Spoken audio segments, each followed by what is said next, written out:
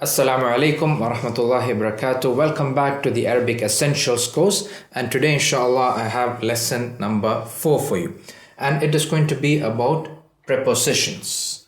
These are known as huruf al-jar in Arabic. Huruf al-jar. And here are some of the most common prepositions. We have min, which means from. We have ila, which means to. We have fi, which means in. And we have ala, which means on. Now, as far as the grammar of the prepositions in Arabic is concerned, these particles are applied to nouns, and they have a certain effect on the noun, and it is that it gives it the state of jar. So we have a word like baytun, the house. When we apply one of the huruf al-jar, like fi for example, to this word, to this noun bayt, it becomes fi fil bayti, fil bayti. This kasra indicates that it is in the state of jar.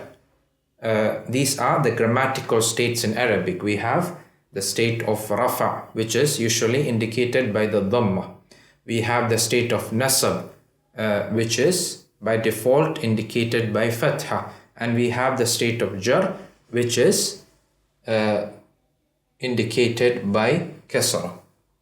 So the harful jar makes the noun in the state of jar. So we read it as fil bayti, as opposed to the dhamma at the end in the default case. Al masjidu ila al masjidi, to the mosque. Ila al masjidi. Al maktab, maktab can mean a desk or an office. Here it means a desk. So al maktabu ala al maktabi, on the table or on the desk. Al-madrasatu min al-madrasa. Raja'tu min al-madrasa. I returned from the school. Now we have some example sentences which will help us to understand the huruf al-jar better, bi'idhnillah. Aina Muhammadun. Aina is a question word which means where. Aina Muhammadun, where is Muhammad? Huwa, the answer is Huwa fil ghurfati.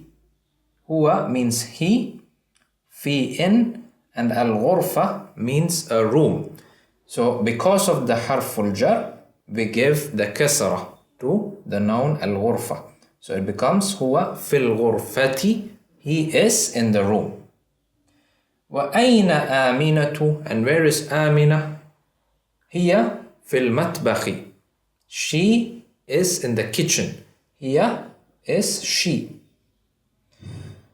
Now, وَأَيْنَ الْكِتَابُ, where is the book?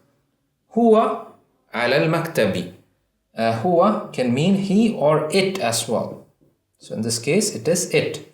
هُوَ عَلَى الْمَكْتَبِ. It is on the table. Notice the kasra at the end of each noun because of the harful jar. Finally, I have one more grammar rule for you, and it is regarding the tanween. Previously, we said the nouns without the alif lam usually have the tanween. So we have Muhammad,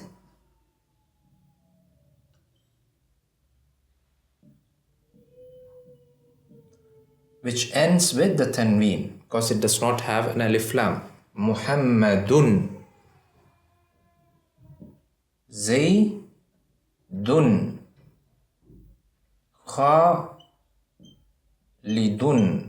So all these words end with the tanween, which is the noon at the end, the noon sound at the end. Muhammadun, Zaydun, Khalidun. Okay? But there are exceptions to this rule, meaning there are certain nouns which do not end with the tanween.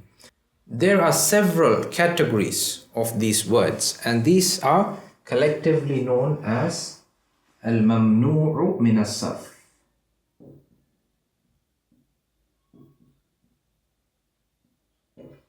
These are the diptotes.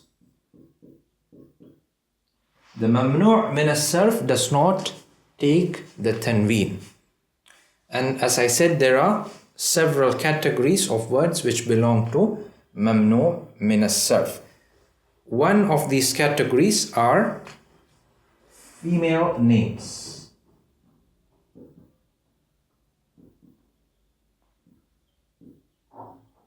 So all feminine names belong to this category of al-mamnu' min as-sarf. So we have, for example, Amina. We never say Aminatun. It is always Aminatu, because Amina does not take the tanween. Zainabu, because Zainab is a feminine name and it does not take the tanween. Aishatu.